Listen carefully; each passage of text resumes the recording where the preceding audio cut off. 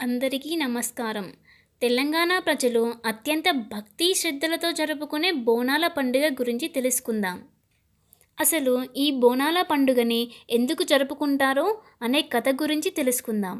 ఆషాఢ మాసంలో నెల రోజుల పాటు అంగరంగ వైభవంగా ఎల్లమ్మ తల్లి బోనాల పండుగ జరుపుకుంటారు. ఏటా ఆషాఢ మాసం అమావాస్య తర్వాత వచ్చే గురువారం లేదా ఆదివారం గాని బోనాలు చేయడం ప్రారంభిస్తారు. చారిత్రక గోల్కొండ కోటలోని శ్రీ జగదాంబిక ఎల్లమ్మ ఆలయంలో తొలి పూజ జరిగిన తర్వాతే రాష్ట్ర వ్యాప్తంగా బోనాలు ప్రారంభమవుతాయి. గోల్కొండ తర్వాత సికింద్రాబాద్ ఉజ్జయిని మహాకాళి, లాల్ దర్వాజా మహాకాళి బోనాలు జరుపుకుంటారు. ఆషాఢమాసం చివరి రోజున తిరిగి గోల్కొండ కోటలో చివరి బోనం పూజతో ఉత్సవాలు ముగుస్తాయి. గోల్కొండ ఎల్లమ్మకు తొలి బోనం సమర్పించే ఆనవాయితీ కుతుబ్షా కాలం నుంచి వస్తుంది. ఎల్లమ్మ అనగా ఎల్లరలకు దేవత, అంటే అందరికీ దేవత అని అర్థం. కానీ కొందరు ఎల్ల అనగా పొలిమేర కనుక కొందరు ఆమెను గ్రామ సరిహద్దు దగ్గర ఉండే దేవత అని అంటారు. కానీ ఎల్లమ్మ గుడి ఏ గ్రామంలో కూడా పొలిమేరలో ఉండదు, ఊరిలోనే ఉంటుంది. ఎల్లమ్మ దగ్గర ఒక జల కడవ కూడా ఉంటుంది. జల కడవ అంటే నీరు తెచ్చే కుండ. ఎల్లమ్మను గ్రామ దేవతగా ఎందుకు పూజిస్తారో తెలుసుకుందాం. పూర్వ గాథా లహరిలో ఉన్న రేణుకాదేవి గాథనే ఎల్లమ్మ దేవర కథగా ప్రతి గ్రామంలో చెబుతారు. ఎల్లమ్మనే రేణుక అని కూడా పిలిచేవారని భవనీలు, అంటే మాదిగ స్త్రీలు ఎల్లమ్మ కథను జవనిక అనే యంత్ర వాయిద్యం వాయిస్తూ వీరావేశంతో చెప్పేవారు. ఒకరోజు నీటికని వెళ్ళిన ఎల్లమ్మ స్నానం చేస్తున్న చిత్రరథుడిని చూస్తూ ఉండినందుకు కొద్దిగా ఆలస్యమైంది. అలా ఆలస్యంగా రావటంతో యజ్ఞజలం కోసం ఎదురు చూస్తున్న తన భర్త జమదగ్ని ఋషీశ్వరుడు కోపంతో అపార్థం చేసుకుని శాపం ఇస్తాడు. ఆమె అడవిలో గుర్తుపట్టలేని వికృత ఆకారం దాల్చి కష్టాలను అనుభవించి చివరకు ముని ఉపదేశంతో కైలాస గంగా జలంలో మునిగి శాప విముక్తురాలు అవుతుంది.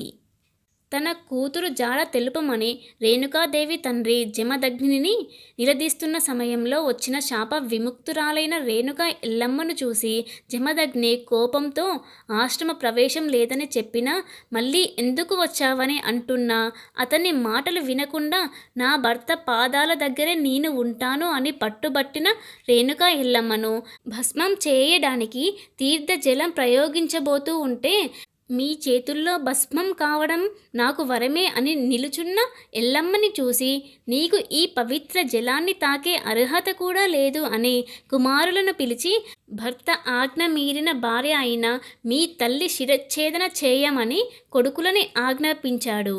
కానీ వారిలో కొందరు దీనిని తిరస్కరించారు. కానీ పరశురాముడు మాత్రం పితృవాక్య ఆదేశంగా భావిస్తాడు. పితృవాక్య పాటించడానికి పరశురాముడు తన తల్లిని చంపడానికి తన గొడ్డలిని ఎత్తినప్పుడు ఆమె పరుగున వెళ్ళి ఒక పేద మహిళ ఇంట్లో ఆశ్రయం పొందింది.